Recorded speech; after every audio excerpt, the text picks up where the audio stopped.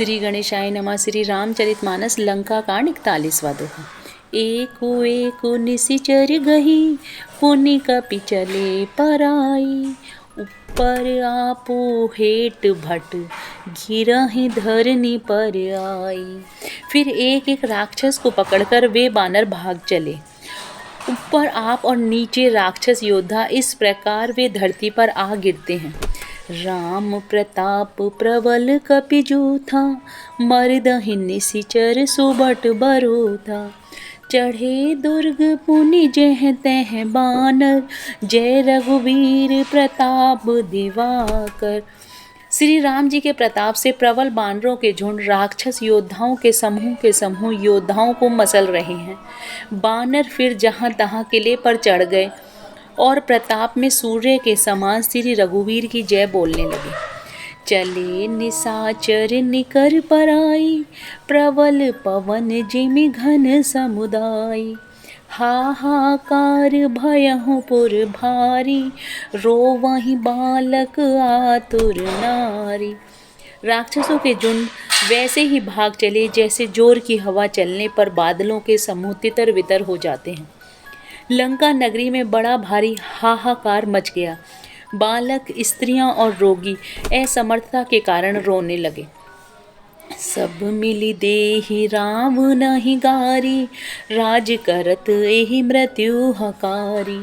निज दल विचल सुनी तेहि काना, फेरि सुभट लंकेश रिसाना। सब मिलकर रावण को गालियां देने लगे कि राज्य करते हुए इसने मृत्यु को बुला लिया।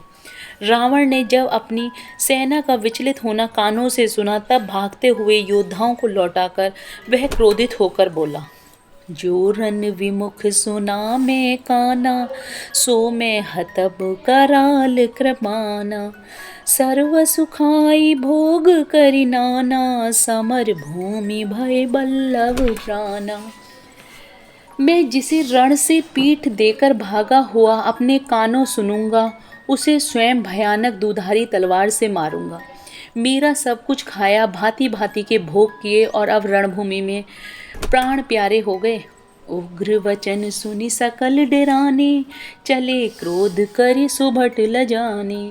सन्मुख मरन वीर के शोभा, तब तिन तजा प्राण कर लोभा।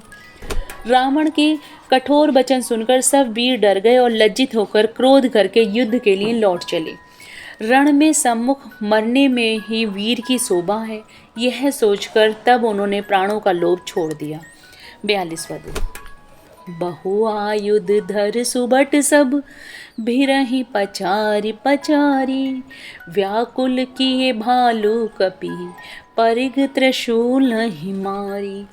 बहुत से अस्त्र शस्त्र धारण किए सब वीर ललकार ललकार कर भिड़ने लगे। उन्होंने परिघों और त्रिशूलों से मार मार कर सब रीछ बानरों को व्याकुल कर दिया।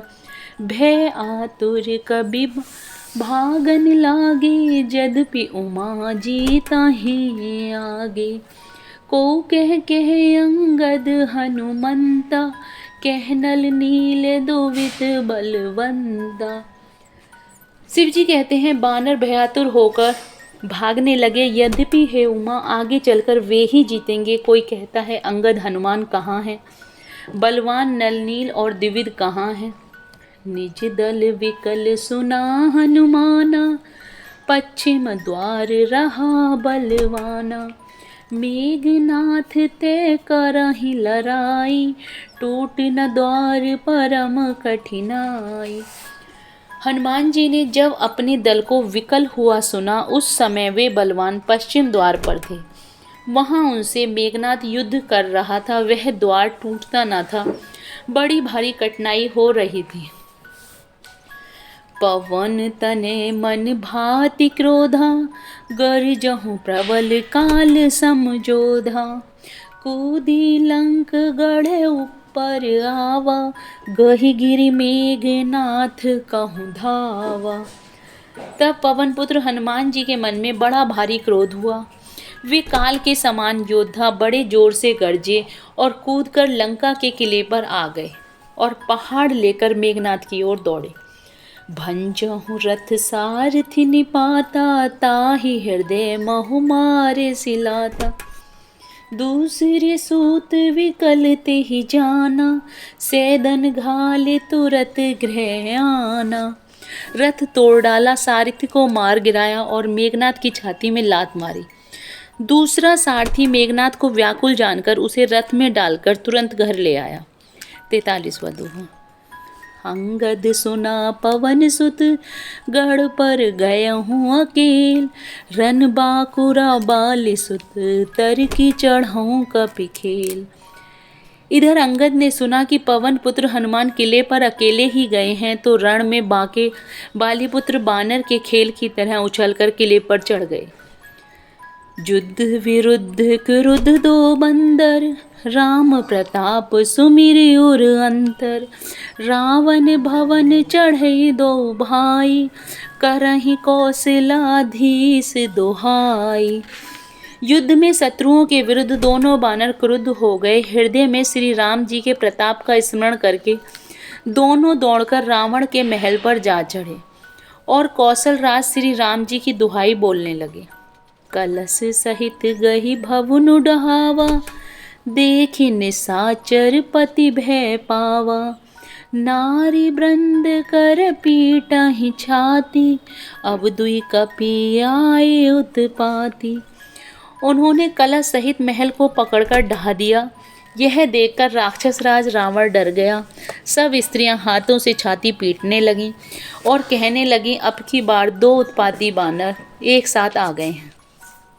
कपि लीला करी तिनहि डेरावहीं, रामचंद्र कर सुजसु सुनावहीं। पुनि कर गही कंचन के खंबा, कह नहीं करहीं उत्पात आरंबा। बानर लीला करके घुड़की देकर दोनों उनको डराते हैं, श्री राम जी का सुंदर यश सुनाते हैं और सोने के खंभों को हाथों से पकड़कर उन्होंने कहा कि अब उत्पात आरंभ किया जाए। गरजी परे रिपु कटक मझारी, लागे मर्दे भुज बल भारी। काहुई लात चपेटहि केहू, भजहु न रामहि सो फल लेहू। वे गरजकर शत्रु की सेना के बीच में कूद पड़े और अपने भारी भुजबल से उनका मर्दन करने लगे। किसी की लात से और किसी के थप्पड़ से खबर लेते हैं और कहते हैं कि तुम श्री राम जी को नहीं भजते, उसका यह फल लो। 44वां दोहा। एक एक सो मर्दहि, तोरी चला वही मुंड। रावण आगे परिहि, तेजन फूटहि दधि फुंड। एक को दूसरे से मसल डालते हैं और सिरों को तोड़कर फेंकते हैं। वे सिर जाकर रावण के सामने गिरते हैं और ऐसे फूटते हैं मानो दही के कूड़े फूट रहे हों। महामुखिया जी पावहीं, ते पद गहि प्रभु पास चलावहीं। कहीं विभीषण तिन के नामा, देहि राम तिनहुँ निज धामा। जिन बड़े बड़े मुखियों को पकड़ पाते हैं, उनके पैर पकड़कर उन्हें प्रभु के पास फेंक देते हैं। विभीषण जी उनका नाम बतलाते हैं और श्री राम जी उन्हें भी अपना धाम दे देते हैं।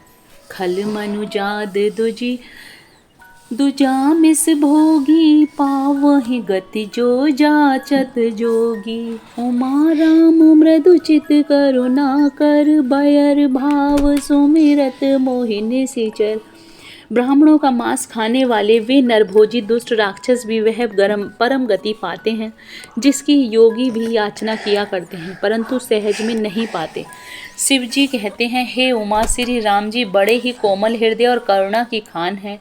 वे सोचते हैं कि राक्षस मुझे बैर भाव से ही सही स्मरण तो करते ही हैं।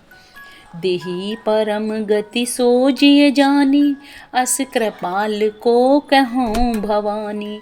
अस प्रभु सुनि न भजहि ब्रह्म त्यागी, नरमति मंद ते परम अभागी।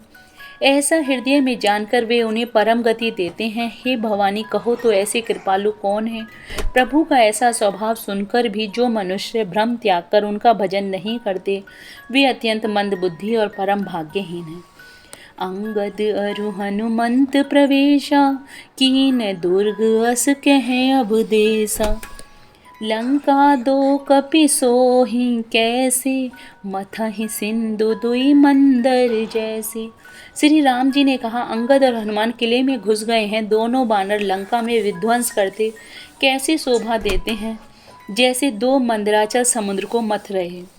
जय Shri Ram. Please like and subscribe the channel.